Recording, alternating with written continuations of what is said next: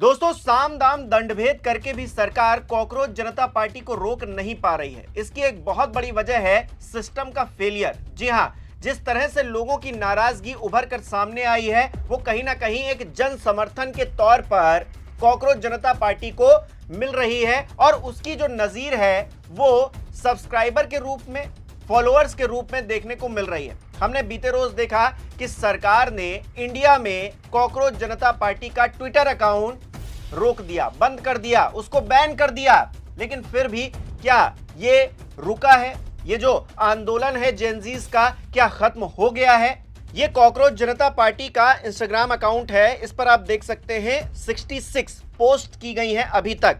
3 लोगों को ये फॉलो कर रहे हैं, लेकिन फॉलोअर्स की संख्या आप देखेंगे 19.7 मिलियन, लगभग 20 मिलियन लोग, 2 करोड़ लोग अब इस इंस्टाग्राम अकाउंट को फॉलो करने लग गए हैं। और कुछ ही दिनों में, जी हां, पहला पोस्ट देखेंगे ये 5 दिन पहले किया गया था, जिसमें जानकारी दी गई थी कि 25,000 जो लोग हैं वो इन्हें ज्वाइन कर चुके हैं, कॉकरोच जनता पार्टी को ज्वाइन कर चुके हैं। और इसके बाद में आप देख रहे हैं कि 19.7 मिलियन इनके अब तक के फॉलोअर्स हो गए हैं। तो अपने आप में ये बहुत बड़ा संकेत दे रहा है कि किस तरह से लोग इस पूरे जेनजी मूवमेंट की तरफ जो है आकर्षित हैं, उसको कहीं ना कहीं ज्वाइन कर रहे हैं। इसके अलावा जो इनका एक्स अकाउंट था, जब तक उसे ब्लॉक किया गया था इंडिया में, उसके 200.5 के फॉलोअर्स हो चुके थे। तो देख रहे हैं आप किस तरह से लोग इस पूरे आंदोलन की तरफ आकर्षित हैं। न सिर्फ आकर्षित हैं बल्कि साथ भी दे रहे हैं, समर्थन भी दे रहे हैं। अब ये बात दूसरी है कि एक नैरेटिव गढ़ने की कोशिश की जा रही है। पहले कहा गया कि आम आदमी पार्टी का ये पूरा किया कराया काम है, फायदा उठाया जा रहा है राजनीतिक तौर पर, उससे पेट नहीं भरा तो पाकिस्तान आ गया। पाकिस्तान तो आप जानते हैं हमारा मोस्ट फेवरेट सब्जेक्ट है। कहीं पर भी कुछ भी होता है, नोएडा में आंदोलन होता है तो हमको पाकिस्तान याद आता है, देश में महंगाई बढ़ती है तो हमको पाकिस्तान याद आता है, पेट्रोल के दाम बढ़ गए तो कहा गया कि भाई पाकिस्तान में देखिए जाकर कितना पेट्रोल का दाम है। तो हर चीज में हम पाकिस्तान ले आते हैं, तो इस चीज में भी हम ले आए। कहा यह जाने लगा कि इसके जो फॉलोअर्स हैं वो कहीं ना कहीं पाकिस्तानी है, लेकिन उसको भी स्ट्राइक डाउन किया गया बाद में। उस पर जो है अभिजीत दीप के जो फाउंडर हैं कॉकरोच जनता पार्टी के, उन्होंने इस पर सफाई दी, आंकड़े भी सामने रखे, तो मुंह बंद हो गया वहां पर। तो कुल मिलाकर इस पूरे आंदोलन को बदनाम करने की भी दूसरी तरफ साजिश की जा रही है। लेकिन इस देश के अंदर हो क्या रहा है इसको आपको जानना चाहिए, समझना चाहिए। क्या सच बोलने वालों का इस तरह से मुंह बंद करवाया जाएगा? आपको एक उदाहरण देता हूं, ताजा तरीन उदाहरण देता हूं। ये इंस्टाग्राम अकाउंट श्रुति गौर का है। श्रुति गौर न्यूट्रिशनिस्ट हैं। ये हेल्थ से जुड़ी हुई बातें अपने इस अकाउंट पर कहती हैं। इन्होंने हाल ही में एक वीडियो डाला था IRCTC फूड को लेकर, उसकी रियलिटी चेक को लेकर इन्होंने जानकारी दी थी और बताया था कि किस तरह से IRCTC के फूड को लेकर दिक्कतें हैं, उससे होने वाली जो समस्याएं हैं उसको उजागर करने का काम किया था। इसी चीज को लेकर रेलवे को जुर्माना भी भरना पड़ा है, तो उसी बात का जिक्र उन्होंने इस वीडियो में किया था। लेकिन हुआ क्या, इसका असर क्या हुआ?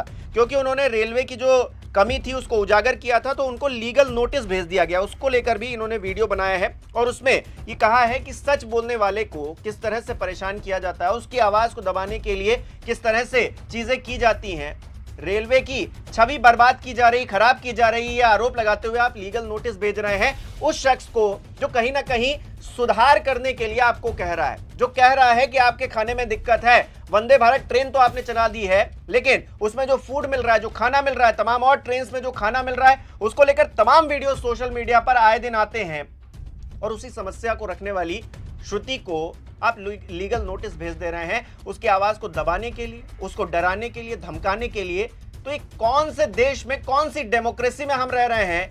एक तरफ तो कहा जाता है फ्री स्पीच है, एक तरफ तो कहा जाता है कि हमको स्वतंत्रता है, बोलने की आजादी है, लेकिन दूसरी तरफ कोई बोल रहा है, कोई कमी उजागर कर रहा है तो उसको लीगल नोटिस भेजा जा रहा है, डराया जा रहा है, धमकाया जा रहा है। यहां पर एक्स अकाउंट बंद किया जा रहा है, उसको आप कह देंगे कि नहीं नहीं ये तो विदेशों की साजिश है, विदेश में बैठे हुए लोगों की साजिश है जो देश का भला नहीं चाहते हैं, उनकी साजिश है, राहुल गांधी की साजिश है, आम आदमी पार्टी की साजिश है, पूरे विपक्ष की साजिश है।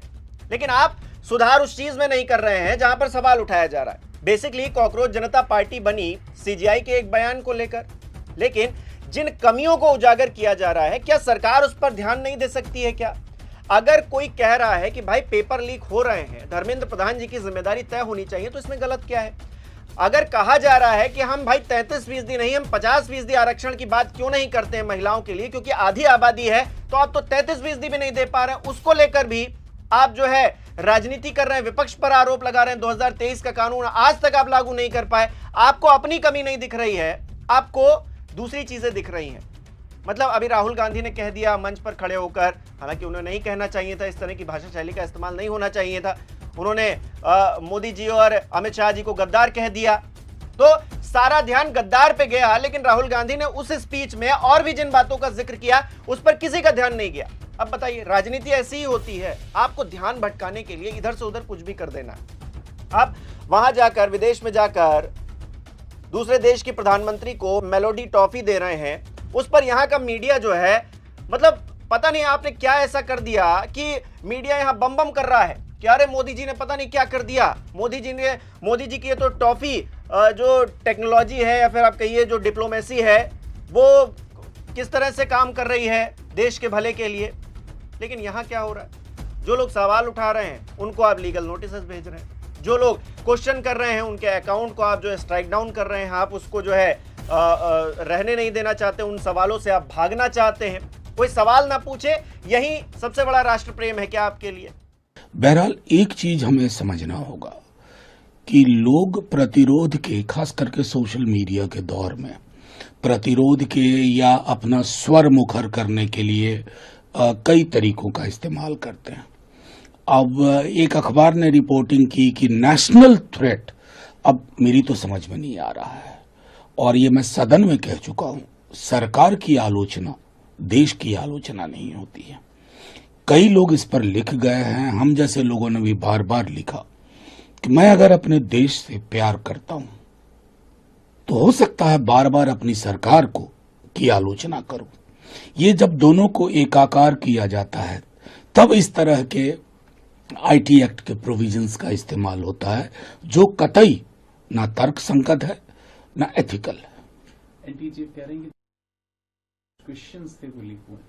देखिए, एनटीए चीफ क्या कह रहे हैं इसमें मुझे नहीं जाना। मैं इस संस्था को कलंक मानता हूं,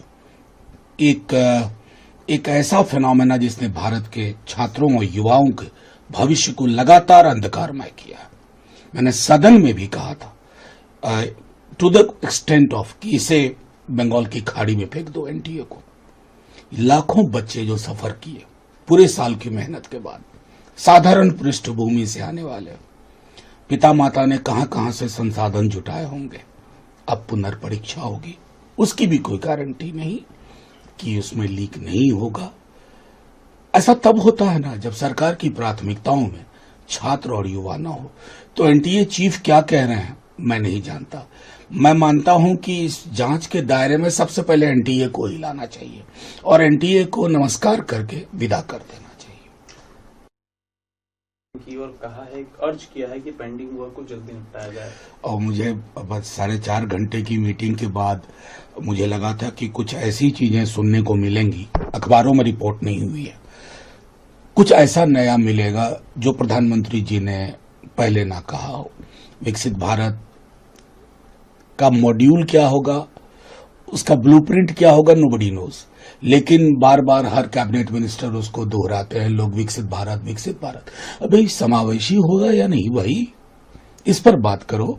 आपकी आर्थिक प्रगति के महत्वपूर्ण आयाम क्या होंगे, इस पे बात करिए।